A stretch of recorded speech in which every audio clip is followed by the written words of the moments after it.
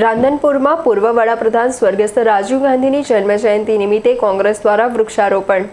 પાટણ જિલ્લાના રાંધનપુર ખાતે શહેર કોંગ્રેસ દ્વારા પૂર્વ વડાપ્રધાન સ્વર્ગસ્થ રાજીવ ગાંધીની 82મી જન્મજયંતિની શાનદાર ઉજવણી કરવામાં આવી હતી.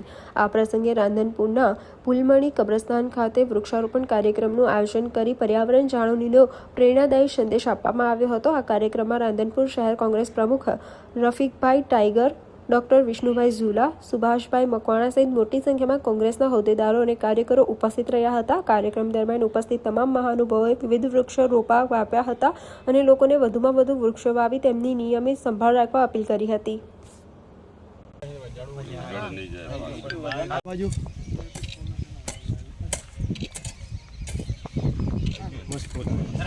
हाँ सर हाँ चालू રાખો. આમ ટાઈટ પકડો, ઓલી બાજુ જાવ તો જમીલભાઈ આ બાજુ જો સાહેબ. થોડી વાર પછી વિડિયો પૂરો થઈ જાય ને પછી એ વાત પૂરા નાખી દે 480 એ પાણી ડબલ તો જાય છે ને વારા હા બસ આવી જાવ અમે તાકો સાહેબ અમે તાકો અમે સીધું કરી દઈએ અમારી ઉંમર 65 વર્ષે આશીર્વાદ દેવાના ને આશીર્વાદ છે હમણાં તો સારા એક્ટિવ છે એટલે સારું. નમસ્કાર, હું સવિતા શ્રીમાળી. આજે 82માં જન્મજયંતિ વિશે અમે જે કાર્યક્રમ રાજીવજીના જન્મજયંતિ વિશે કાર્યક્રમ ઝાડ અને વૃક્ષારોપણનો કાર્યક્રમ જે રાખેલો છે એની અંદર રાજીવજીએ જે આ દેશના માટે શું કર્યું છે એ મારે કહેવું છે કે જ્યારે આપણા દેશની અંદર એક ટાંકણી પણ નથી બનતી ત્યારે આજે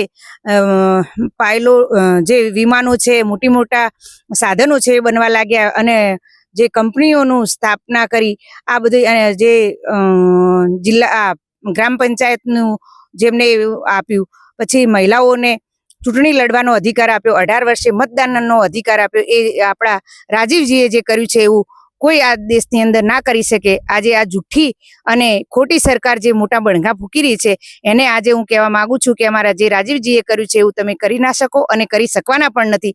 અને અમે એમના જન્મજયંતિ વિશે ના નિમિત્તે આ કાર્યક્રમ રાખેલો હતો. રાધનપુર શહેર કોંગ્રેસ દ્વારા સ્વ રાજીવ ગાંધીની 82મી જન્મજયંતિ નિમિત્તે વૃક્ષારોપણનો કાર્યક્રમ કરવામાં આવ્યો.